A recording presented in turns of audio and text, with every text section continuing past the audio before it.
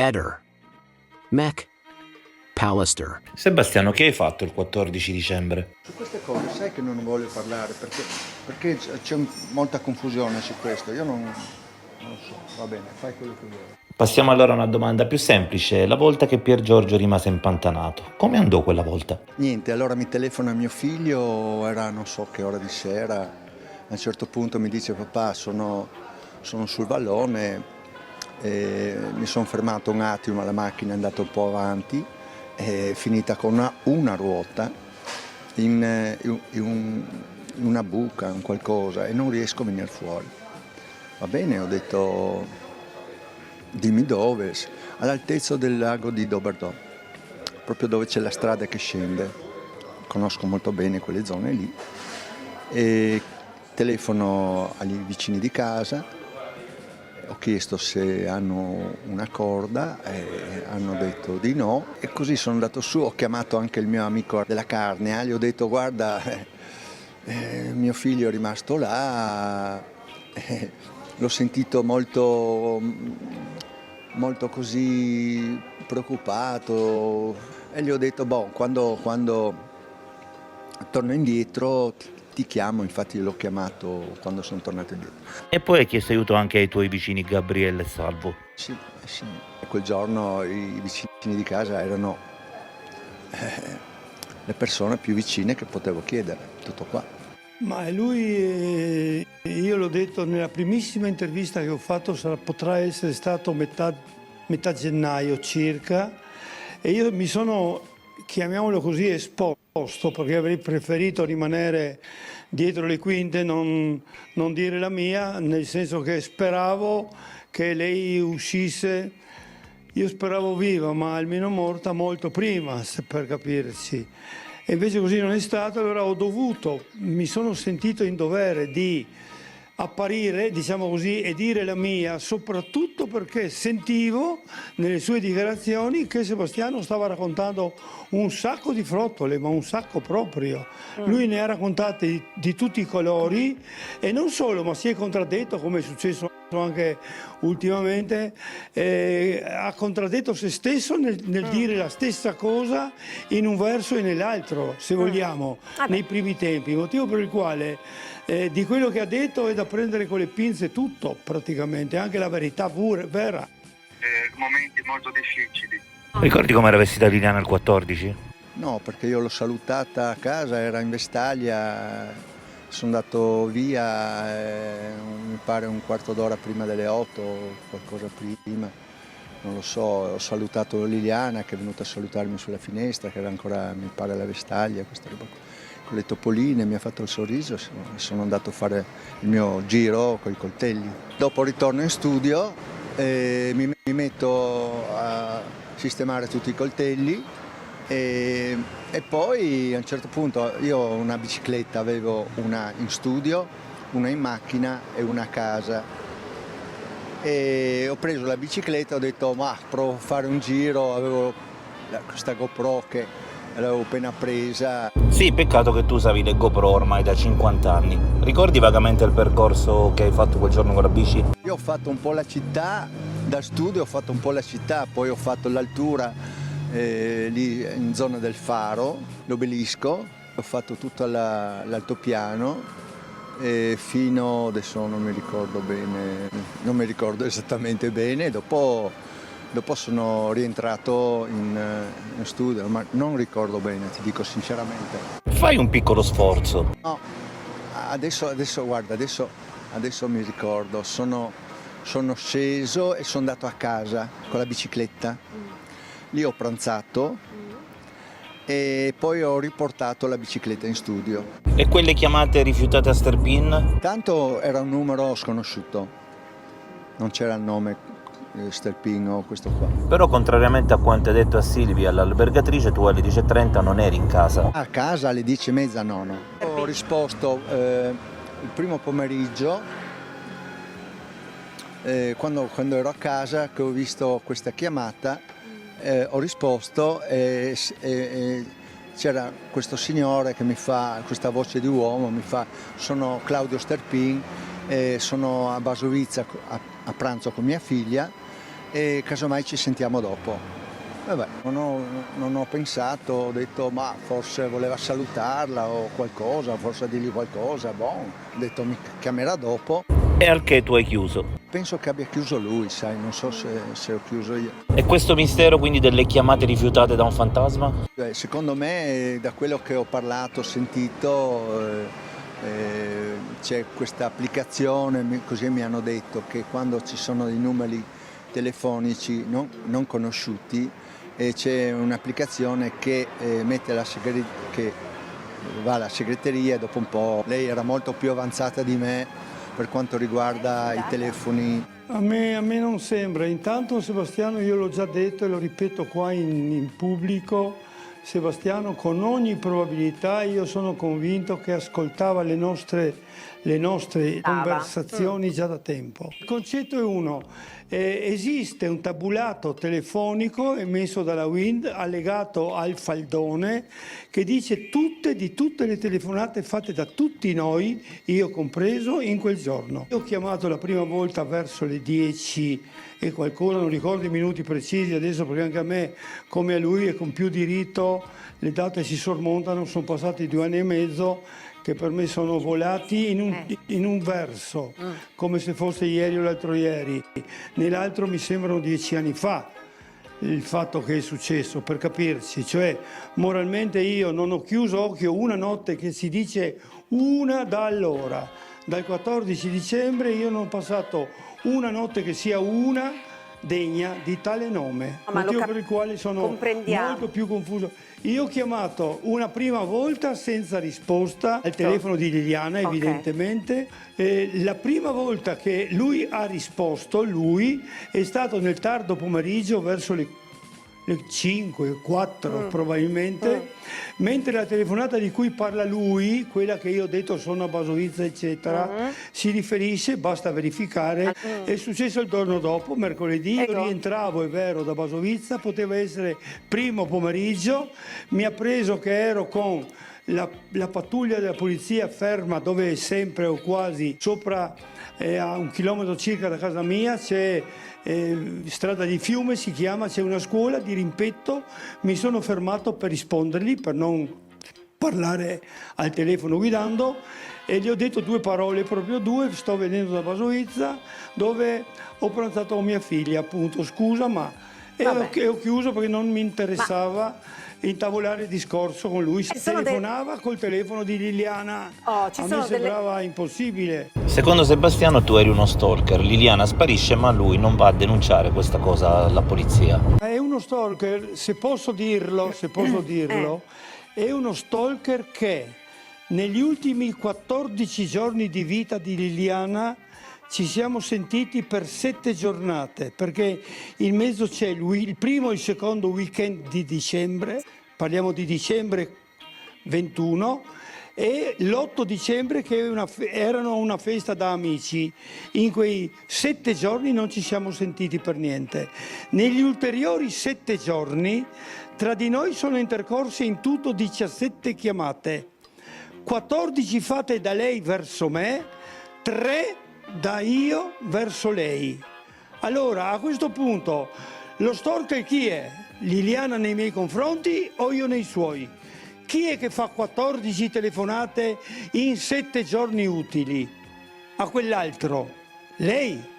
È scritto tutto sul tabulato telefonico, non occorre andare lontano. Ora minuto è da dove è partita a dove è andata la telefonata e quanto è durata, punto. Non solo, in quelle 2 settimane ci sono 2 martedì.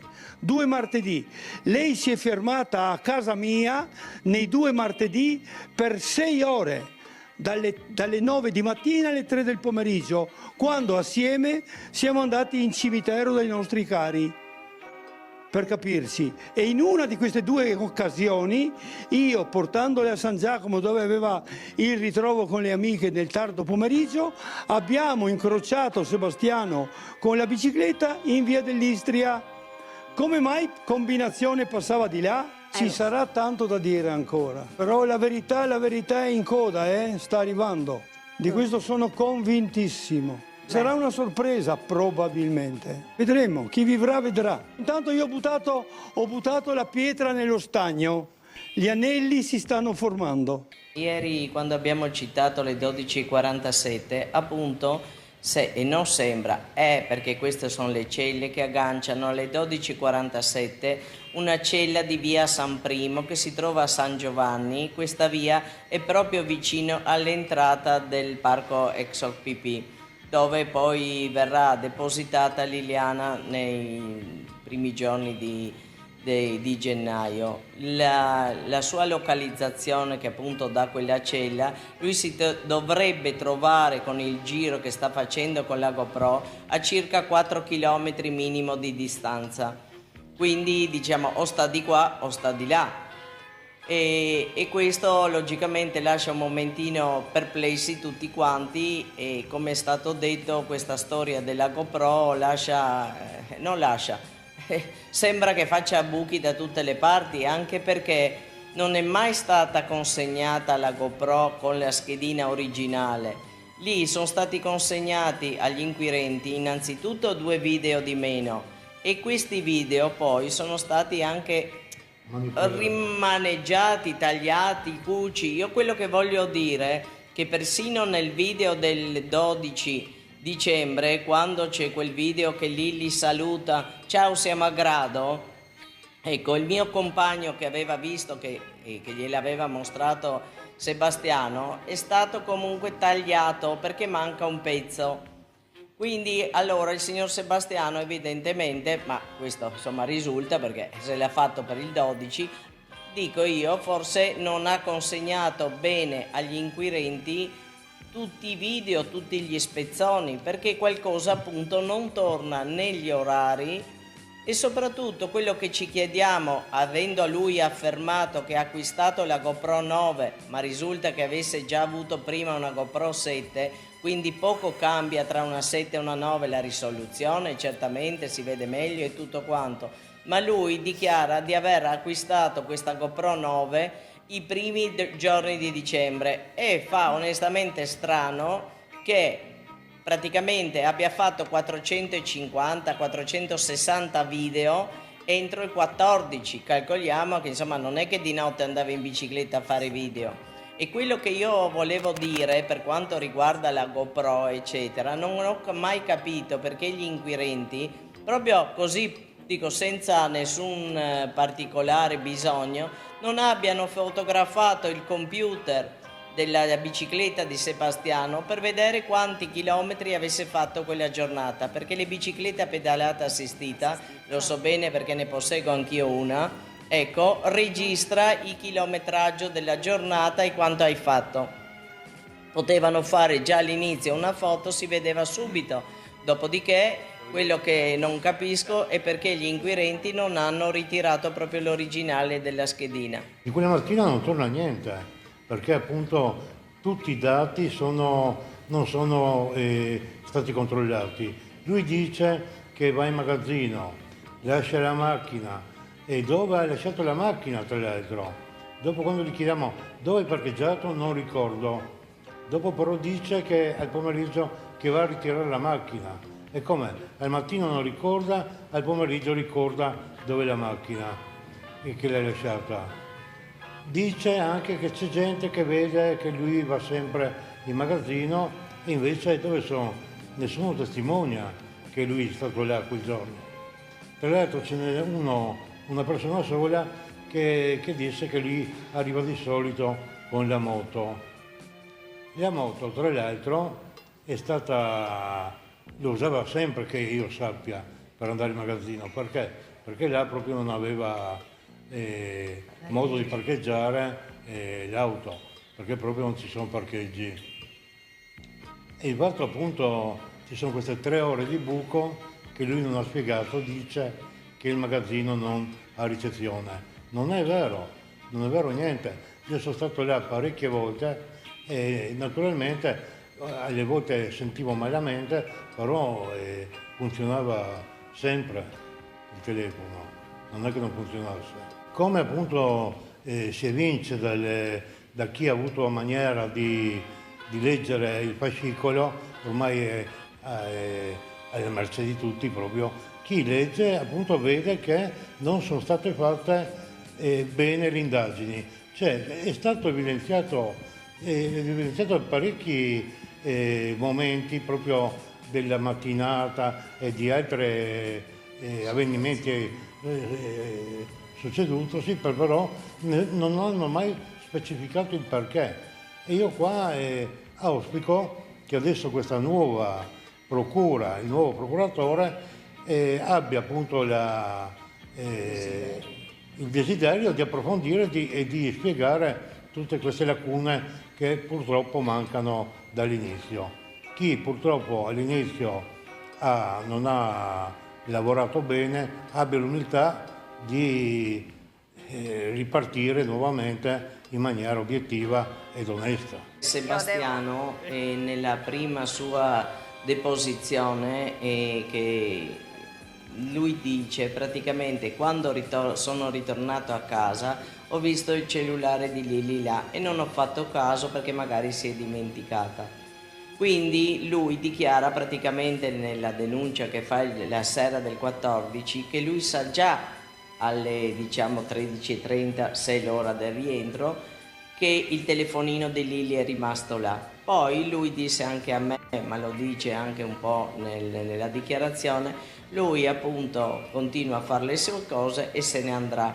Solamente che alle 14:57 suona il telefono e questa chiamata proviene da Claudio Sterpin. Quando lui chiama risponde Sebastiano, Sterpin prende letteralmente paura perché in quel secondo si rende conto che il telefono è in mano del marito e chiude.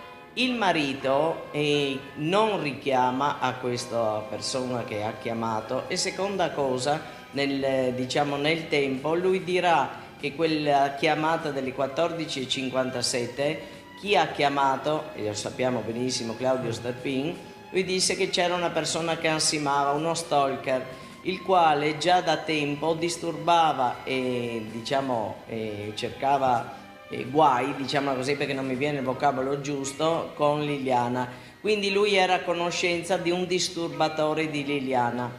E per questo io, le ripeto, mi sono veramente, quando ho saputo questo, incazzata, ecco, diciamola così, e soprattutto non posso pensare che si parlava di uno stalker che lui sapeva e ha sentito alle 14:57 che ansimava, che noi quando veniamo chiamati là da lui non ce lo dice, non lo dice al fratello quando parla al telefono con il fratello, non lo dice soprattutto in questura, anzi, peggio ancora, lui bloccherà il numero di Sterpin prima di entrare nell'edificio della questura, quindi blocca nell'eventuale stalker, ma non lo dice all'operatore di polizia. Per questo insisto quando dico perché lui non l'ha detto immediatamente. Le indagini cambiavano immediatamente e veniva sicuramente fatto un sequestro di persona o quant'altro, e invece mettiamoci bene in testa che il giorno 15 la mattina l'amante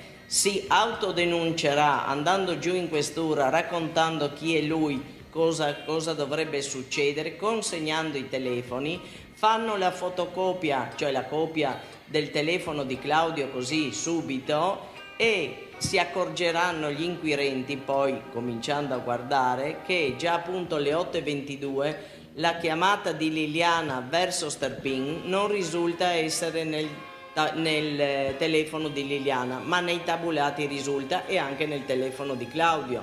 Questo che mi chiedono, succedendo già questo proprio all'inizio, quindi al 15 c'è già stata fatta questa manovra sui telefonini, perché gli inquirenti poi hanno voluto fare solo una copia forense parziale? Perché essendo io, lui, l'amante, non hanno fatto immediatamente la copia forense di entrambi i cellulari, sia di Claudio che di Sebastiano? Penso che era veramente, credo, una cosa logica. Ormai viviamo nei telefoni, tutti conoscono la nostra vita, si scopre cosa faccio, cosa guardo, cosa ricerco.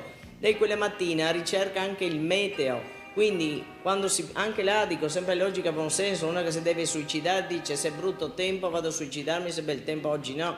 Quindi quello che voglio dire, si sapeva già che la telefonata delle 8:22 non risulta nel telefono di Liliana, che poi viene appena preso e ritirato dagli inquirenti il giorno 23, ecco, come mai non è stata fatta una copia? Perché Liliana è stata, diciamo, ma subito questo suicidio è stato preso in considerazione, questo suicidio così immediatamente direi seppellita. Non hanno neanche aspettato di avere il responso delle indagini del materiale mandato alla scientifica Milano, dove appunto risulterà che non ci sono le impronte. La prima autopsia è stata un disastro? Secondo me è stata fatta bene, le dico francamente. Io per lavoro ho conosciuto chi l'ha fatta ed è un grande luminore, un grande professionista. Però secondo me, col senno di poi, sembrano dilettanti allo sbaraglio quelli che sono andati sul posto. Non c'è protocollo, non ci sono le tute, non c'è la scena del crimine, perché come fanno a sapere che quello è un suicidio? Non c'è la scena del crimine. Voglio dire, quando vanno là, come mai non hanno preso la temperatura del terreno, la temperatura di Liliana, non hanno fatto tutto quello che mettere il nastro, bloccare la storia finché non arriva il medico legale. Su autorizzazione del magistrato è stato spostato il corpo. Quindi voglio dire, a me veramente quella scena, ma lo dico proprio da una che guarda CSI, non occorre essere chissà che cosa, veramente sembrano dilettanti allo sbaraglio. Gli inquirenti registrano e scrivono nelle loro relazioni che alle 8:22 risulta che la telefonata di Liliana verso Claudio Sterpin è cancellata. Perché non hanno cominciato a approfondire da quello? La ricerca della verità continua. Noi quella vogliamo, la verità, perché conoscevamo Liliana. Lei non si sarebbe mai suicidata e soprattutto in quel modo non aveva motivo. Ehi, non dimenticare di iscriverti a questo canale.